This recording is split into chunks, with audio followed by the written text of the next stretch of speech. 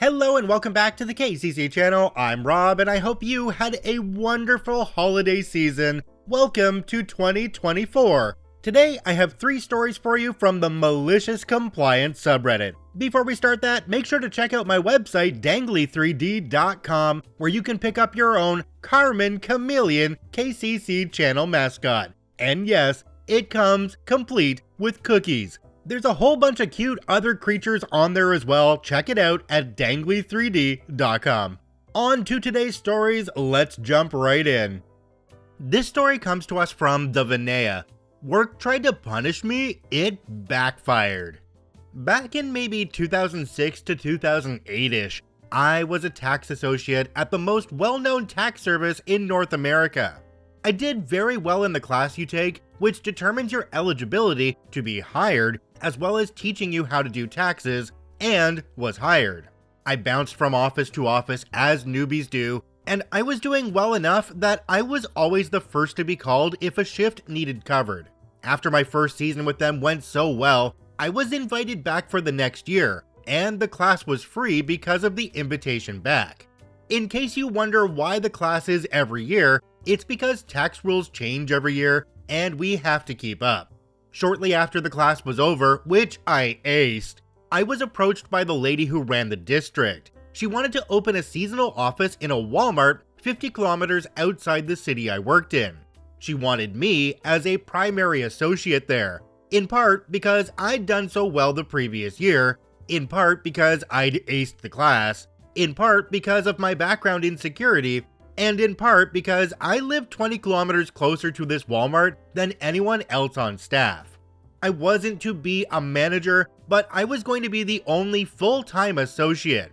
I'd open and close almost every day and often be the only associate on site. It was basically my baby to take care of. There were hints it might lead to advancement in the company as well.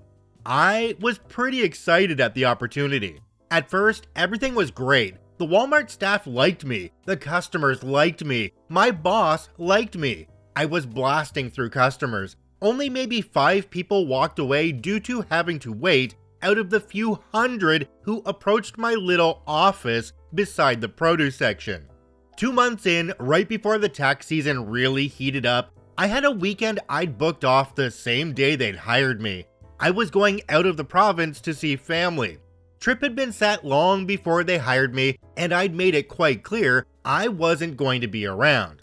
The schedule accurately reflected that. So weekend arrives and I go, had a good time, came home Monday evening so I could be back Tuesday morning. When I got home, I checked my answering machine for messages. Even if smartphones were starting to be a thing, I didn't have one, and I'm pleased to say I still don't.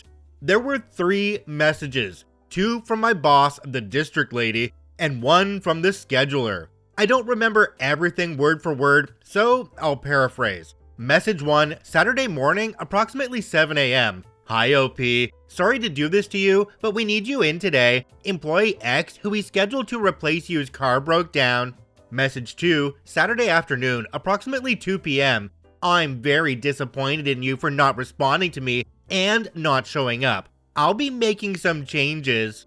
Message 3, Monday morning, approximately 9 a.m. Hi OP, this is Scheduler. Your hours have changed this week. Call me when you get this. Now, at this point in my life, I'm not a kid out of high school, and I've had enough experience with screw jobs that I'm absolutely not going to crawl on my hands and knees, apologizing and begging for my job. If you're going to be petty and mean just because you effed up, then we're going to have problems. And so we did. I called the scheduler and was told I was suspended for a week and to call my boss after a week to get back on the schedule. She said the boss was trying to put me in my place and teach me how to be a good manager. I'd get back on the schedule after the week was over. I brought up my pre-planned and scheduled time off, and also that I wasn't a manager, I was a regular employee. The scheduler was very uncomfortable, but she was only doing what she was told. They did need me, she said. Just call boss in a week. I said sure, and then didn't. I was furious, and I wasn't the one who was going to be put in her place. I called a few of the customers who I'd been working with and explained I was no longer working there, and they chose to keep me as their tax gal regardless. It really wasn't intended as revenge, even though it sounds that way. The company wasn't going to make more than it cost to have someone do their taxes anyway. This was purely a customer relationship thing. I like to finish what I start. The real revenge was accepting my suspension. The entire week I was suspended, I made sure to stop in at the Walmart to see if I knew who they scheduled for my shift, and if we were friendly, then help them out with the quirks of this location. But there was never anyone there. I confirmed with the Walmart staff all week they had no one working there. Paying Walmart to rent space and getting nothing but a bad reputation for it because the heavily advertised new location had 0 employees. It remained that way for the rest of the season, 2 months. The boss never called me, and I never called her. Pride. I have no idea how it impacted her professionally. I stayed far away from taxes ever since. I got another job before my suspension was over and never looked back. Jumping down to the comment section on this one, there's one from a user called Mistralius Smithrax. It says, "They suspended you because someone else's car broke down? Definition of F around and find out. I only wish you'd looked up her boss and told them how she shut down a profitable location out of, I don't even know what to call it." OP responded and said, "Realistically, yes. Technically, I was suspended for no call, no show. There's a lot of things I wish I'd done differently over the years, but honestly, this isn't one. The effort required to get more out of it than I did would have exceeded the reward, and I didn't have the time." Another commenter down below called PN Gwyn says, "As people like to say, don't threaten me with a good time." The manager probably blamed it all on you, so I doubt it affected her much professionally. On the positive side, her bonus likely took a beating. Glad you got out of there. And OP responded to this one saying, "Thanks, me too." There's a whole lot of things here that need to be taken into account. This was a rented space in a Walmart. Walmart rented space? I mean, come on. This is the place that you want to be for the most traffic. So this would be very expensive. So think about the rented space, the marketing they did, the phone lines installed, the internet access, the customers who either did it themselves and screwed up or went to a competitor. I mean, there's just so many things here to think about. This company lost a lot of money just because that boss didn't want to call OP back and say, "Hey, come back to work." I would have to assume that that boss is no longer with the company, but I wish we had an update. This story comes to us from A Quiet Borderline. She wants a decorated house? She's going to get a decorated house. Merry late Christmas. My friends Adam and Belle have a story about one of their neighbors and how he managed to stuff a 5-pound bag of coal in a Karen stocking this Christmas by using Malicious Compliance. This particular neighbor, Tim, and his wife, Frances, would go overboard on the outdoor decorations every Christmas. There'd be lights, garland, wrought iron reindeer statues, snowflakes, candy canes, a 6-foot-tall Santa statue, a nativity set, etc., etc. It was its own brand of charm, according to the neighbors. Unfortunately, earlier this year, Frances suffered a massive stroke and passed away. Tim was devastated, especially as Christmas came closer and closer. Frances's favorite holiday was Christmas. Tim told the neighbors around Thanksgiving that he wasn't going to decorate the house that year. It was just too painful without Frances there. Everyone was sad, but they understood. Unfortunately, Karen didn't get this memo. It's the week or so after Thanksgiving, and people who haven't put up Christmas decorations are busy doing so. Adam and Belle were walking their dog Domingo. Tim is out front of his house getting the mail. Adam and Belle go up with Domingo to see Tim and say hello. While they're talking, a red minivan pulls into Tim's driveway. Karen steps out. Belle and Adam have never seen her before, but Tim recognizes her. "Good morning, Karen." "Yeah, hi. I was wondering if you're going to put up your Christmas decorations this year." Adam, Belle, and Tim looked at each other uncomfortable. "I'm not going to put up any decorations this year," Tim said. "And why not?" Karen asked. "Christmas reminds me of Francis." "Well, what about my kids? They've been looking forward to seeing the house decorated, and the fact that you're pretty much the only house that isn't decorated makes them really sad. What would Francis want?" Belle, Adam, and Tim just stared in astonishment. "We've had a pandemic and we need the cheering. They've been looking forward to this every year." Tim is looking both angry and brokenhearted. Adam and Belle are ready to tell Karen to go stuff it, but Karen sets the trap for Tim's malicious compliance. "We're going to be here after church on Christmas Eve, and this house better be decorated." And with that, Karen gets back into her minivan and drives off. Belle looks at Tim, and he's got a malicious smile on his face. She wants a decorated house? She's going to get a decorated house. 2 weeks pass and Tim starts getting several packages delivered. He also starts putting things up in the yard, but they're covered with bed sheets, so they look like those Halloween ghosts. He also starts putting lights on the house. There's more lights than usual, but he doesn't turn them on at night. Karen and her minivan don't show up, even though Adam and Belle have alerted everyone in the neighborhood about her. Christmas Eve rolls around. Adam and Belle are invited to Tim's house for dinner and to watch the movie Scrooged. They are also asked to bring your own beer. When they arrive, the curtains are drawn. Tim greets them with a big smile. They settle down and he details his plan, asking for their help. They're laughing at the end of it and eagerly agree. As they work, Belle notes that he's happier than they've seen him in a while. Tim says it's hopefully going to get even better. By this point, it's still just light enough that they can see what they're doing, but just dark enough that you can't see what's in the yard. They remove the bed sheets and laugh at all the decorations that have been set up. There's a nice dinner and watch the movie. Midway through the movie, Tim's alarm goes off on his cell phone. He pauses the movie, looks at Adam and Belle and says, "It's showtime." Everyone bundles up and they head to the sidewalk across the street. It's now pitch black, and Tim's house still isn't lit up. There's the usual cars driving through the neighborhood, with Karen's red minivan being at the end of the line. "Right on time," Tim says, taking a remote out of his coat pocket. They wait until the red minivan reaches the front. Tim presses the button. According to Belle, it was like the scene from Christmas Vacation when the Griswold's house turns on. There's red, white, and blue lights galore. The yard has eagle statues, stars, flags, banners, statues of liberty, etc.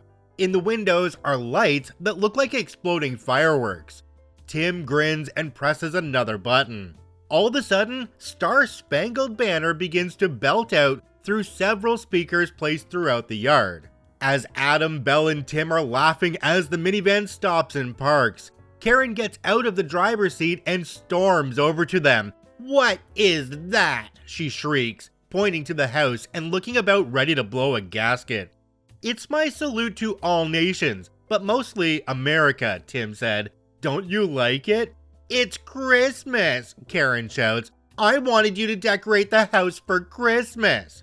"You wanted a decorated house, Karen. You didn't say what holiday."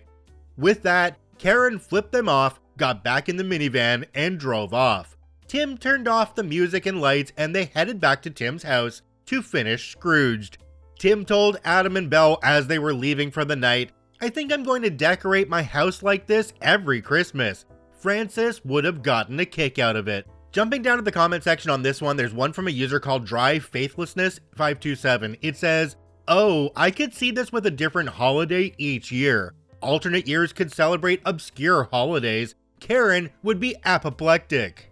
I just don't understand the mindset of somebody who thinks they can tell other people what to do when they're not like their boss or anything like that. It just doesn't make sense to me how somebody can be so entitled and think that they're so much more important than everybody else. It just doesn't make sense. There's one big lesson to be learned from this story though, and that's when you mess with an old man who has nothing but time on his hand, he can plan things out to get back at you. And that's exactly what happened here. This story comes to us from Crane Ape. Don't tell me that I have time. Hi, first time posting here, but have enjoyed the stories. Some 15 years ago, I worked in a local shipyard that focuses in repair work and refitting of all ship types. The yard resides in Europe. Now, it's important to note we have a 200+ meter dry dock and roughly the same in pier for outfitting. At this particular time, we had 2 medium passenger ferries docked, and they were moored on both sides of the dry dock's dam, leaving 50 meters between them, mostly water. I had a newish boss on the job after my old boss had retired. The new boss was very stuck up and entitled, so we shall call him Entitled Boss or Ed. Other people that come up in this story is me, my coworker, let's call him Matt, not his real name, and the first officer of the other ship, let's call him FO. It is normal for our yard to be understaffed by a lot, by half in the least. So a normal workday was between 12 to 16 hours, 6 to 7 days a week. We were well paid for all overtime, so we didn't mind. We were really busy on these ships, and they were moored aft to aft, so we were able to lift all materials on their aft ramps with a crane. I worked with the crane as the guy who arranges the lifts and communicates with the operator at the pier. Matt did the same shipside. We worked well together and had done that together a lot. I was in my late 20s, Matt was in his 50s. This one morning, Ed comes to us to let us know of a new job. I have a small extra job for you to do since you're not that busy. There are about 20 lifts on the pier and more always comes during the day, I noted to him. Matt was quite silent. He never really talked much anyway. I have a dredge coming in 2 hours. You will lift the bucket and the bucket arm off the dredge. A quick job, just lift the 3 things off. You should be done in 30 minutes. Just 30 minutes? Yes, they are detached already. Okay, boss. Matt looked doubtful. We started working, lifting all we could in 2 hours. Then we saw the dredge. This thing was big. The bucket was 60 tons alone, and the 2 sections of the arm were 60 tons and 80 tons. Oh, and the heavier bit was still attached. At this point, I groaned, but Matt grinned from ear to ear and told me, boss's orders, boss's responsibility. Then I grinned. Cue Malicious Compliance. We got to work. We set the crane in position in a way it was closest to the dredge due to weight. This also meant it blocked any other cranes from lifting to either ferries anything. We got the bucket unloaded on a trailer. This took an hour. Then we lifted the other half of the arm. This took an hour to attach to the crane. Oops, lunchtime, union rules. Then 1 more hour to unload it. Now, the last arm was a bit tricky. We had to suspend it from the crane and remove the pins that held it to the digger half of the dredge. The pins are relatively small, only 200 kilograms or 440 pounds each, and held in place by a few tons of pull or weight of the arm. It took us 4 hours to free the pins. So, any of who are keeping track at this point, we were 7.5 hours into a half-hour job. At this point, some crew from both ships and a lot of people from the shipyard were watching us work. This was due to the fact nothing had been lifted to either ship in the past 7 to 8 hours, and the guys had to stop working. This is when I met a very excited and red FO of the ship. What the heck are you doing? Why are we not getting materials in? You need to talk to him, his orders, as I pointed Ed on the dock. Not quite sure what was said, but the FO probably tore him a new one and proceeded to stomp back aboard his ship. I saw him exchange a few words with the captain of the ship, and the captain was dialing his phone. It took about 5 minutes for our CEO to get to the pier and proceeded to chew my boss's rear. I'm pretty sure he was sitting funny after that. We finished the job right around 8 hours and proceeded to lift our backed up lift queue on board the ships. For some weird reason, he never told me how to do my job or had any quick jobs after that, as I had heard he was let go a few years later. Just to be clear, these lifts were difficult due to having to adjust the lifting cable lengths and parts being so heavy. Also, the attachment points were fairly high up, and the cable we used to lift the weight around 10 tons or so. We never stalled on the job, not our style, but we were very thorough in our work that day.